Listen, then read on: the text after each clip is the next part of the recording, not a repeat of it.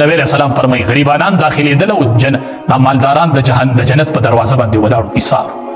او چې د جهنم دروازې ته ورغلم نبی علیہ السلام فرمایي د جهنم په دروازه چې مې وکتل نو ډېرې پې زنانه روانې وې.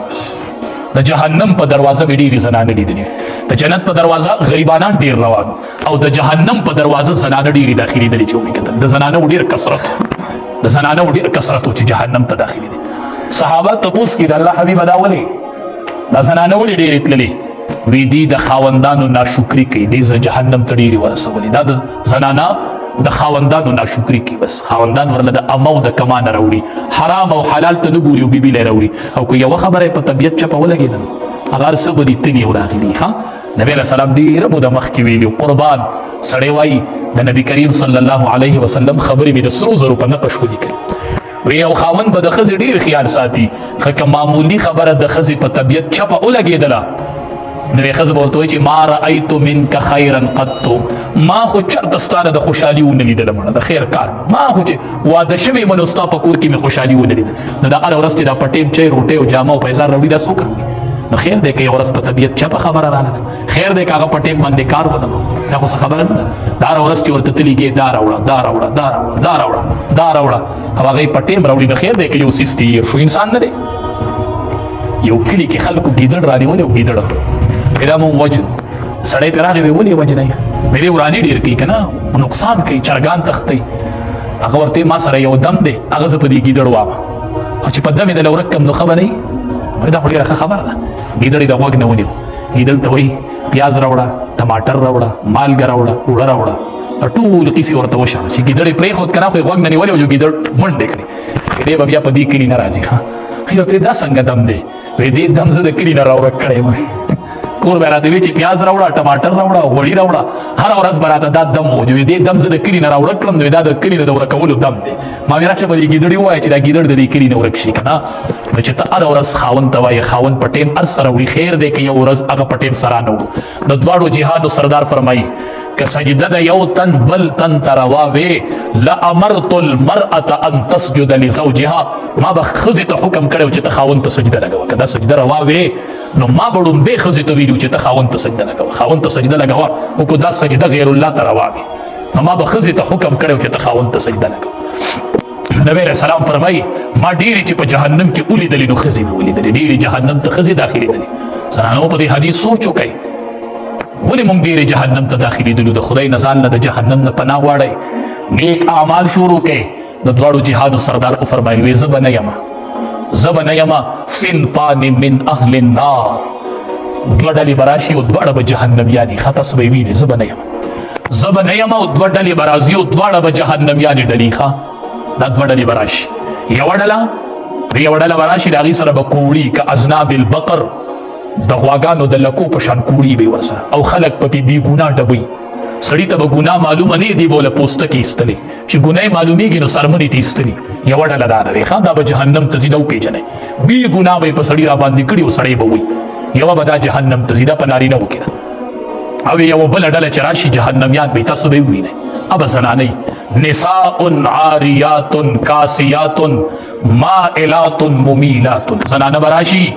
جامې به یې اغوستي او بربنډې به یې داسې زنانه به یې راشي. دا نبی علیه السلام ویلي زه به نه یم خدا به راشي جامې به یې اغوستي او بربنډې به یې. معنه څه ده؟ ګورئ د حدیثو محدثین دوه ترجمې کوي، ځان له ښه غوږونو کې ذوقې کوي. محدثینو د دې دوه ترجمې لیکلي چې څنګه به یې جامې اغوستې بربنډې به یې. یوه ترجمه دا ده چې لباس به یې ډبل اغوستې، جامې به ډبلي خو دومره لنډې تنګې به یې جوړې کړي چې هر اندام به یې پکې پېژنده شي چې دا یې پلان کې اندام. بس بیا پې ځان له سوچ وکړئ دا محدثینو لیکلي دي. دویمه ترجمه یې د دې دا لیکلې ده چې جامې به یې لنډې تنګې نه وي کولو به یي خو دومره نری به یي چې اندامونه به یې پکې لیدل شي. یا به نری یې ډېرې یا به لنډې تنګې. ای زما خویندو ای زما میندو معامله د آخرت ډېره ګرانه ده، معامله د آخرت ډېره ګرانه ده. آخرت ته څه شی مه پرېږدئ، معامله د آخرت ګرانه ده، معامله د آخرت ګرانه ده. نبی علیه السلام وی خلق به ځان طرف ته میله کوي او پخپله به خلقو ته میل کېږي. داسې لباس په اختیار کړی چې نارینه ورته ګوري نو دوی به ورته میل کېږي. او دا لباس په د دې دپاره چې خلق مې ځان طرف ته روان دي. دا امام الانبیا ویلي دي قربان د امام الانبیا د خبرې نه چې دی کوم وخت کې ویلي خو یې داسې به راشي. خو یې زه درته ړومبی وامه چې دا جهنمي ډله ده ګورې چې پته درته لګي او یو بل نه خبرتم دغه زنانو خیمه رؤوسهن كاسنمه البخت المائله سرونه وي د اوخ د کوپ پشان د استری د اوخ د کوپ پشان سر وي تاسو دې زنانو دلته یو چونټه کړي او نړۍ لو پټای په ورچولې دي چې په لار روانه ته وای دا د اوخ کوپ دی ښا قربان د امام الانبیاء د خبرونه چې د سرو زرو په نقش سړي ولیکلې چې دا نبی رسول الله کړی وي سرونه به د سیله کده اوخ کوبو دلته به یو غونټه چې جوړ کړي او لو پټه به په ورچولې دا چونټه په بسیدي سیروستوي دا چونټه پر روانه دا نواما دا بل مولوی صاحب نوایي دا د ټولي دنیا استاد د ټولو انبیو امام نبی کریم صلی الله علیه وسلم ویلي دا ځانته یادوي زنانو چې دا پیغمبر ویلي دي او بیا وروسته څوک وي نبی علیه السلام ویرا زنانه چې کله ویني نو دا جهنميان دي لم یجدن رائحه الجنه په دې زنانو باندې د جنت بوی هم حرام دی بوی به پم د جنت نه لګي بوی به پم نه لګي او احادیث مبارکو کې راځي چې سړی د جنت او ستا ترمنځ سلويخ کاله فاصله ستانه د جنت دومره لري کنه چې ستاو د جنت ترمنځ سلويخ کاله فاصله ته بدل ته بوی مخصوصي دي طرف ته جنت دی دا جنت دسی بوی دی د جنت دسی خوشبوئی ده چې هغه ول سلويخ تو کالو په فاصله کې دلته سړی مخصوصي چې دلته جنت او نبی رسول الله فرمایي په دې زنانه وي بوی حرام دی بوی په حرام دی زنانه الله کلام ته وګورئ دا الله کلام ته وګورئ دا الله د کلام خاطر وکړي یدنین علیهن من جلابیبهن دا د قرآن یو درون حکم دی چې په ځان باندې درانه لباسونه راوړوئ درانه لباسونه وجود ته درانه لباسونه واغوندوئ د اخرت سختي ډېرې ګرانې دي د اخرت سختي ډېرې ګرانې دي یدنین علیهن من جلابیبهن په ځان داسې درانه پړونې راوړوئ او په دې بعضو بورقو ځان مه دوکه کوئ ها دی وایي دا برقه ده زه ته د برقې تعریف کوم چې برقه څه ته وایي ښه هغه بیا ګورئ که هغه تعریف ورته صادقېدو چې برقه به یو چې نه وجو نه به هر هغه برقه چې هغې کې د زنانه وجود موټاوالی او نریوالی او اندامونه نه معلومیږي ښه اوس پې ځان له سوچ وکړئ چې دا به کومه برقه وي نو ښه چې د زنانه زینت پټ کړي د زنانه ښایست کړي پټ کړي دا برقه ده نو چې ښه د زنانه زینت ښکاره کړي نو دا برقه ده چې د زنانه ډول ښه سیوا کړي دا برقه نه ده دا برقه د څه دپاره چې د زنانه زینت او حسن پټ کړي پټ نو چې داسې برقه واغوندي چې ښه ول حسن سیوا کړي دا برقه نه ده په دې ځان مه دوکه کوئ ښه برقه دې لپاره د قربان بیبي فاطمه رضی الله تعالی عنها چې وفات کیږي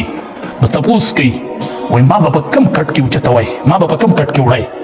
زنانه ورته وایي ما له داسې کټ وګورئ هغې وخت کې خو دا نه ورسره ووتلو چې جوماتونو کې مې لیدلي دي داسې دغه چې جوړ دي سړی به کېدم د مړي لاش کېږي او د پاسه پې کمبل واچ بالکل د مړي پته پکې نه لګي که نه داسې جوړ دي هغې وخت کې خو دا نه و که نه د زنانه یې راټولې کړې وې ما له به داسې زنګو غونته وګورئ چې داسې د پاسه اوچتې داسې که لري چې تاسو کله په ما کپړه واچوئ چې کپړه زما د وجود نه اوچته چې په ما نه پرته چې زما د وجود موټاوالی او نریوالی پکې څوک ونه ویني چېرته او جنازه به مې د شپې اوچته کوي د شپې چې زما د وجود موټاوالی نریوالی څوک ونه ویني ځکه خو نبی علیه السلام فرمایي فاطمة سیدة نساء اهل الجنه فاطمه رضی الله تعالی عنها د جنت د ټولو ښځو سردار د جنت د ټولو ښځو سردار هغې داسې د وجود حفاظت کړی داسې وجود بچ کړی دی چې د مرګ نه پس ورسره غم دی وي داسې کټ کې مې لاش ور واچوئ چې د وجود موټاوالی نریوالی نه مې څوک خبر نه شي زنانو داسې ژوند تېر کړی چې کله د پردې حکم راغی او نبي علیه السلام بیان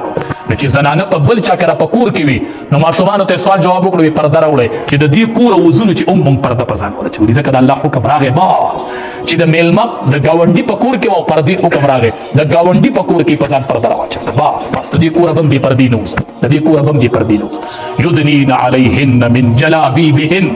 په ځان مې درانه پړونې روان وي ځکه نبی علیه السلام فرمایي چې د جهنم په دروازه مې ودرېدلمه نو ډېرې زنانه روانې وي جهنم ته ډېرې زنانه روانې وي الله دې حفاظت وکړي زموږ د ټولو دی الله د جهنم نه حفاظت وکړي 100 کاله چې د جهنم اور بل شي نو رنګ بدل کړي رنګ داسې اور دی 100 کاله پس کلر بدلي کلر داسې اور دی د دنیا معمولي اور ته سړی نشي ټینګېدلی